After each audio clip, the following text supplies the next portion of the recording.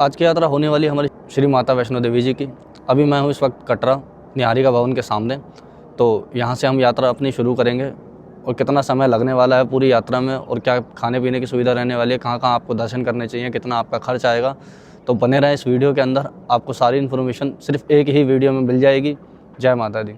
हमारी ट्रेन पहुंच चुकी है कटरा जंक्शन पर, तो अब चलते हैं बाहर की तरफ और आपको बताते हैं कि क्या सुविधा रहने वाली है भवन की तरफ पहुंचने के लिए।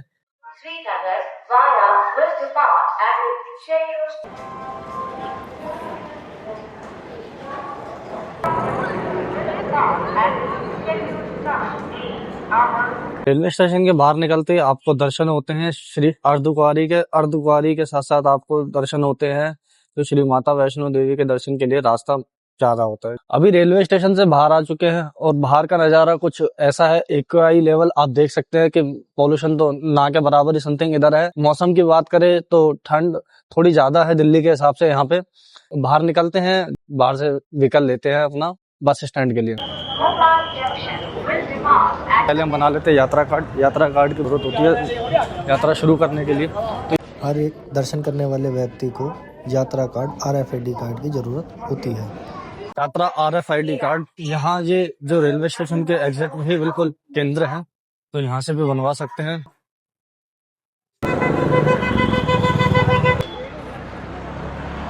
भैया ऑटो लीजिए मार्केट के लिए। कितना किराया? कितनी सवारी है? सिंगल 50। कहाँ तक के? बस स्टैंड छोड़ दो। और भवन तक के कितने लेते हो? बाणगंगा तक। हाँ, बाणगंगा तक शेयरिंग में 100 रुपये। शेयरिंग। और पर्सनल 200 रुपये। और बस स्टैंड तक के पर्सनल 150।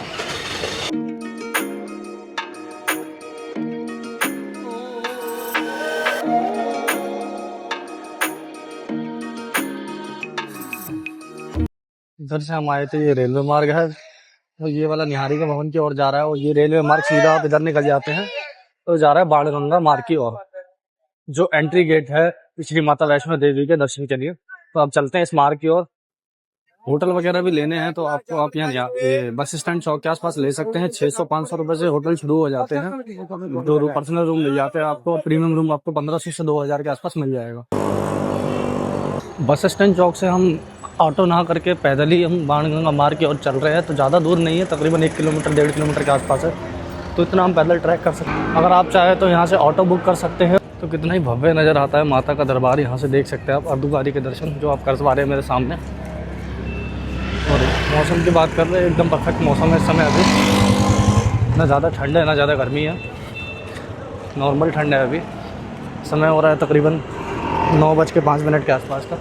ये बस स्टैंड मार्ग है जो यहाँ से आ रहे हैं। उसके बाद ये यात्रा मार्ग की ओर जा रहा है, बाणगंगा की ओर। मार्ग पर यात्रा भी बड़ी नॉर्मल है और ज़्यादा भीड़ है नहीं इस वक्त। अभी हम अपनी यात्रा के पहले पड़ाव पे आ चुके हैं जो कि बाणगंगा द्वार मार्ग है। तो हम बाणगंगा द्वार मार्ग के अंदर एंट्री करते हैं तो फिर बढ़ते हैं यात्रा की ओर। जानकार है, मालूम है ये कुछ चीज़ें तो लगता है। हाँ, बोले पाए ना 10 बजने में अभी 5 मिनट। बाणगंगा चेक पोस्ट से हमारी एंट्री हो चुकी है। तो चलते हैं अब यात्रा की चढ़ाई की ओर। तो जय माता दी। तो जुड़े रहना इस वीडियो के साथ, तो आपको भी सारे दर्शन कराएंगे माता के रास्ते के और माता के भवन के। तो जय माता दी दोस्तों।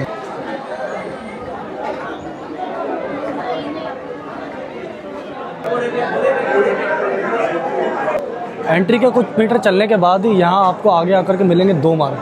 तो ये 2 मार्ग जो हैं, एक जाता है अपना ताराकोट नए मार्ग की ओर, जो यहाँ से नीचे उतरने के बाद आपको ले जाएगा ताराकोट मार्ग की ओर। दूसरा मार्ग जाएगा जो पुराना रास्ता पहले से ही बना हुआ है श्री माता वैष्णो देवी के दरबार तक। तो हम अभी जो चलेंगे पुराने रास्ते के मार्ग से ही चलेंगे। नए रास्ते के मार्ग से जाना चाहते हैं तो सीधा बस स्टैंड से आपको जो टैक्सी या ऑटो वगैरह मिलेंगे वो सीधा ताराकोट न्यू मार्ग के ऊपर छोड़ देंगे। तो वहाँ से भी आप जा सकते हैं और यहाँ से भी अगर आप जाना चाहें तो जा सकते हैं इस मार्ग। तो जय माता दी। तो चलते हैं आगे रास्ते में, कंटिन्यू करते हैं इस यात्रा को।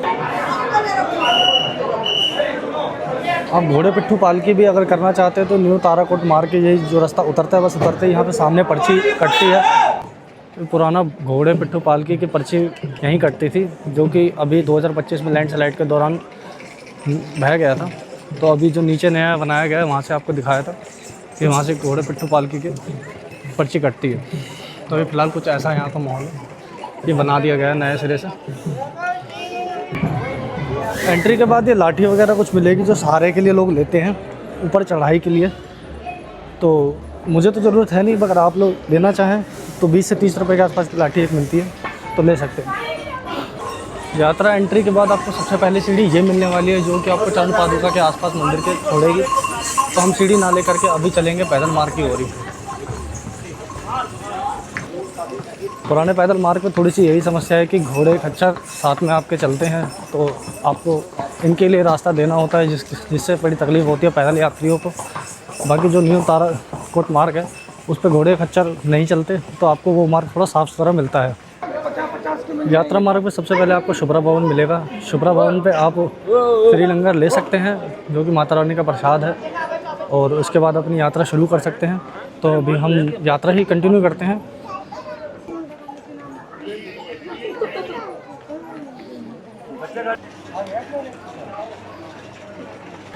थोड़ी ही आगे चल कर के मिलेगा ये बातिंग घाट। बातिंग घाट का मानना यह है कि जब हनुमान जी संजीवनी लेने निकले थे श्री राम जी के लिए, तो यहाँ रुके तो उनको प्यास लगी थी, तो श्री माता जी ने बाण चला करके इस बाण गंगा को प्रकट किया था और अपने केश भी यहाँ धोए थे। तो आइए चलते हैं बाण गंगा के नीचे। यह बाण गंगा में ये फ्री मुंडन शॉप भी स्थित है जिसके लिए आपको कोई भी चार्ज नहीं देना। आप यहाँ करके मुंडन भी करा सकते हैं, ये सुविधा भी यहाँ उपलब्ध है। चलते हैं, स्नान कर लेते हैं। पहले सुबह से ट्रेन से आए हैं तो स्नान भी नहीं किया हमने। स्नान करने के बाद फिर आगे की यात्रा कंटिन्यू करेंगे।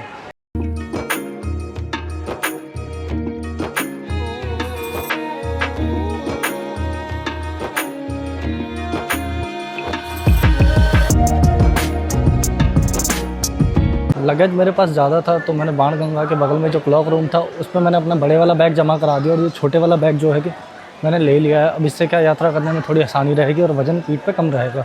ये जो कि रास्ते में पहला पड़ाव बाणगंगा के बाद गीता मंदिर पड़ता है जो कि बहुत प्राचीन मंदिर है इस मार्ग में, तो आप इसके दर्शन भी जरूर करें।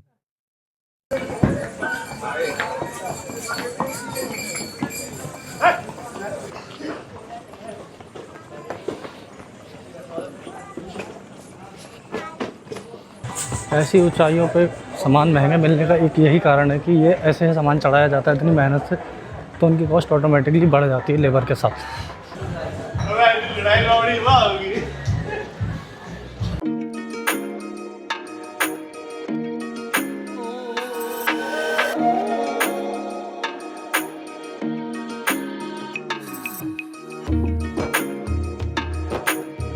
पूरे यात्रा मार्ग पे ऐसे खाने पीने की व्यवस्था बहुत ही बढ़िया रहने वाली है। आपको खाने पीने की बिल्कुल भी समस्या इस बाणगंगा मार्ग पे नहीं मिलेगी।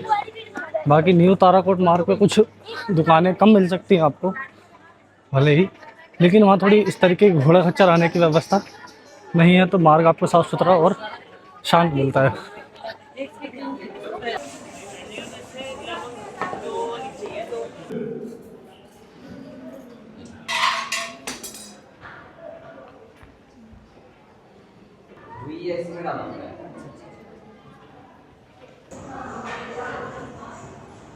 अभी हम पहुंच चुके हैं चरण पादुका मंदिर।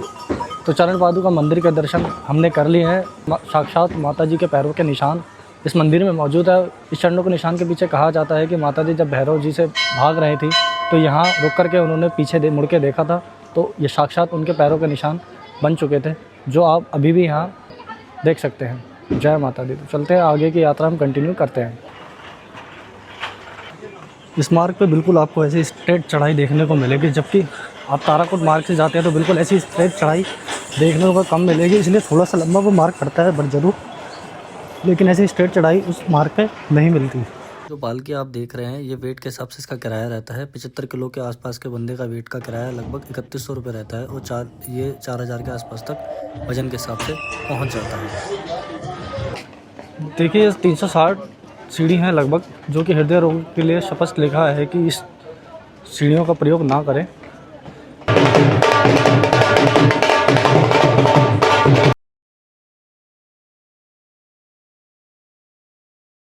कितना किराया अभी यार ताराकोट मार्ग से? और 52 तक का 1250। तो नीचे आप ताराकोट मार्ग से अगर घोड़ा करते हैं तो 650 अटवारी का, और डायरेक्ट 52 का करते हैं तो 1250 रुपये जो भैया बता रहे हैं, तो वही किराया लगेगा आपका। यात्रा मार्ग में आपको स्वीट चाट बीकानेर का भी मिलेगा एक, जो कि स्नैक्स वगैरह फैमिली रेस्टोरेंट है, तो आप यहाँ भी खाने का लुत्फ़ ले सकते हैं। ये एक और सीढ़ी है जो 526 के आसपास है, जो सीधा अर्धकुंवारी के आसपास आपको छोड़ेगी। तो हृदय रोगी के लिए यहाँ भी लिखा है कि हृदय रोगी इसको उपयोग ना करें। जगह जगह ऐसे शेड की भी व्यवस्था बनी हुई है।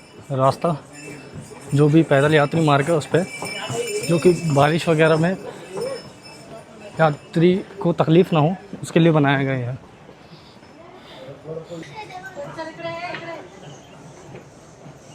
पूरे ही यात्रा मार्ग में साफ़ सफाई की बहुत अच्छी व्यवस्था है और कर्मचारी लगे रहते हैं साफ़ सफाई में।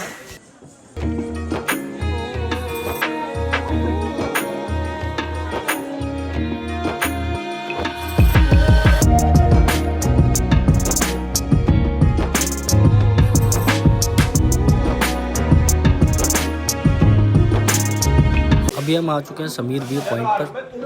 देखिए कटरा शहर का कितना खूबसूरत नज़ारा नज़र आ रहा है सामने।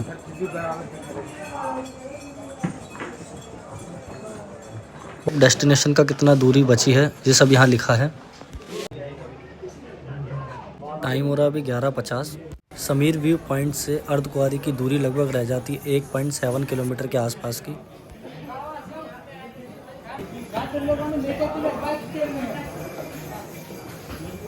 स्टार्टिंग पॉइंट से जो घोड़ा खच्चर आप अगर अर्धकुंवारी के लिए करते हैं तो यहाँ वो छोड़ देते हैं।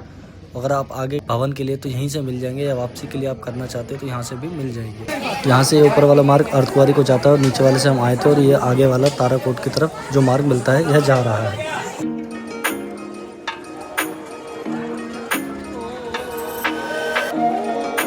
अभी हम आ चुके हैं अर्धकुंवारी वाले मार्ग पर। तो अर्धकुंवारी वाले मार्ग पर ऊपर चढ़ने के बाद सबसे पहले आपको ये मिलेगा शौचालय और वेटिंग हॉल, जो कि बिल्कुल निःशुल्क है। और सामने ही आपको मिल जाएगा बीकानेर का एक रेस्टोरेंट, जो कि अभी न्यूली ओपन हुआ है।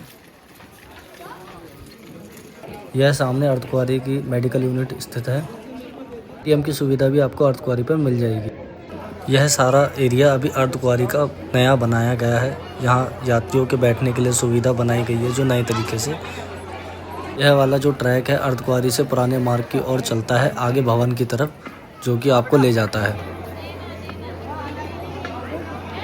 अभी मैं पहुंच चुका था अर्धकुंवारी पे और समय हो रहा है 12:40 के आसपास का। तकरीबन हमें जो टाइम लगा है उसका 2.5 घंटे के आसपास का टाइम जो लगा है हमें अर्धकुंवारी पहुंचने में अभी। और अर्धकुंवारी से एक पर्ची जो कटवाई है हमने, वह पर्ची है जो नंबर दिया गया है हमें अर्धकुंवारी पे दर्शन का 54 नंबर है, जो कि नीचे से नंबर मिल जाता है आपको। अभी दर्शन करने आगे जाएंगे श्री माता वैष्णो देवी जी के। तो अर्धकुंवारी के दर्शन वापसी में देखेंगे नंबर आएगा। तो अभी जो नंबर चल रहा है तो उसके हिसाब से जब हमारा नंबर आएगा देखते हैं शाम तक तो हम दर्शन करेंगे, ना तो हम नीचे सीधा उतर जाएंगे बिना दर्शनों के। तो यहाँ क्लॉक रूम भी है, तो आप क्लॉक रूम में अपना सामान जमा करा सकते हैं। तो अब चलते हैं श्री माता वैष्णो देवी की ओर और अर्धकुंवारी को स्किप करते हैं। यहाँ से ये दर्शन जो कर रहे हैं आप अर्धकुंवारी के मंदिर के हैं ऊपर से।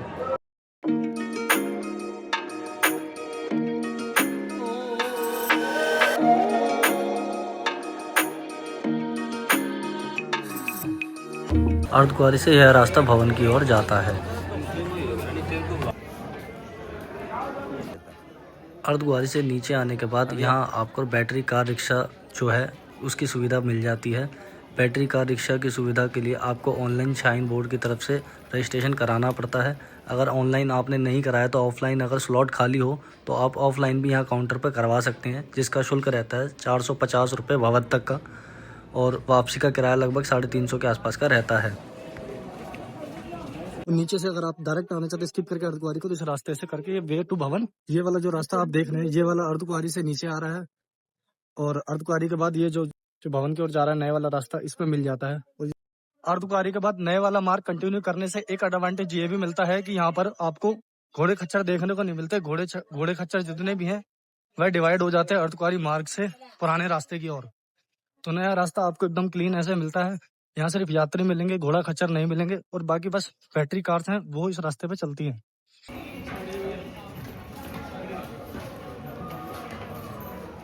अभी हम आ चुके हैं सत्य भोजनालय पर। यह वाली सारी शॉप्स साइन बोर्ड की तरफ से उपलब्ध हैं।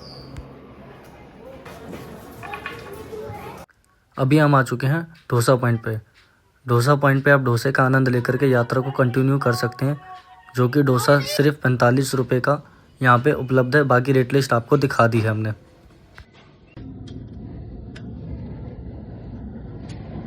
हमने भी अपने लिए एक डोसा लगवा लिया था, जिसका टेस्ट वाकई में लाजवाब था। डोसे का आनंद लेने के बाद हमने अपनी यात्रा को आगे की तरफ कंटिन्यू किया। टाइम अभी 2:10 हो रहे हैं और करते हैं यात्रा कंटिन्यू। अभी डोसा पॉइंट हमने क्रॉस किया है, थोड़ी ही दूर तकरीबन आधा 1 किलोमीटर हम चल चुके हैं आगे।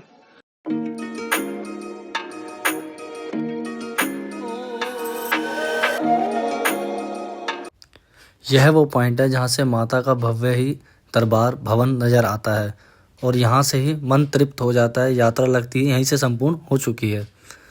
कुछ अभी पहाड़ों पर बर्फ़ जमी हुई है जो कि मेल्ट नहीं हुई है फ़िलहाल। बाकी ट्रैक आप देख सकते हैं, पूरे ट्रैक यहाँ से बस इतना ही दूर रह रहा है भवन। बारिशों के टाइम इस वाले एरिया में थोड़ा सा लैंड स्लाइडिंग का डर बना रहता है, जो कि खड़ी चट्टानें हैं तो यहाँ से ऊपर से जो लैंड स्लाइडिंग है थोड़ा होती रहती है, तो इसलिए यहाँ से बैठने के लिए मना किया जाता है। ये व्यू आप देख सकते हैं कितना ही भव्य नज़र आ रहा है ऊपर से।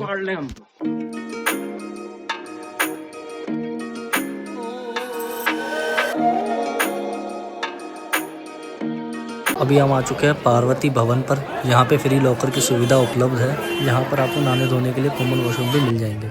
यहाँ से आप माता का भवन देख सकते हैं कितना ही भव्य नज़र आ रहा है और एकदम आत्मा तृप्त हो जाती है इस पॉइंट पर पहुँच करके कि हम भवन के कितने ही करीब हैं। मनोकामना भवन में आप डोरमेट्री ऑनलाइन शाइन बोर्ड की साइट से बुक करा सकते हैं। मनोकामना भवन के बराबर से ही आपको बैटरी कार की ऑफलाइन टिकटें मिलेंगी।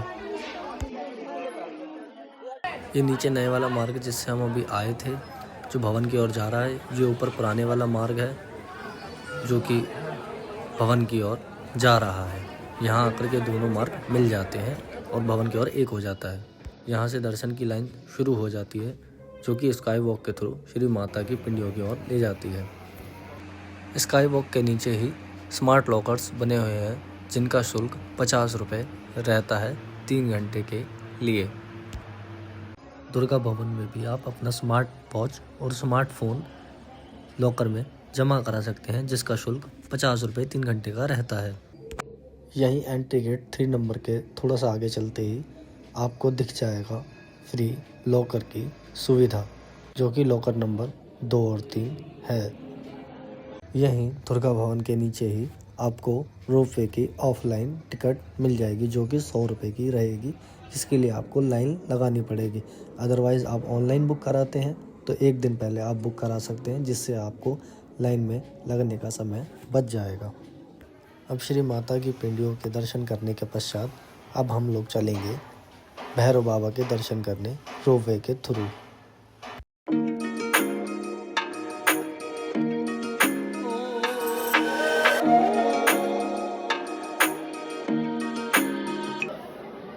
ऊपर चढ़ने के बाद ही भैरव बाबा के दर्शन कर करके आप आ जाएंगे सेल्फी पॉइंट पर। यहाँ से आप भव्य नज़ारा देख सकते हैं श्री बाबा भैरवनाथ के मंदिर का और साथ ही साथ श्री माता वैष्णो देवी के भव्य दरबार का नज़ारा बहुत ही खूबसूरत लगता है यहाँ से। तो इसी भव्य नज़ारे, इसी खूबसूरत नज़ारों के साथ हम अपनी वीडियो को यहीं समाप्त करते हैं। वीडियो आपको अच्छा लगा हो तो चैनल को लाइक एंड सब्सक्राइब जरूर कर दें और कमेंट में जय माता दी लिख दीजिए।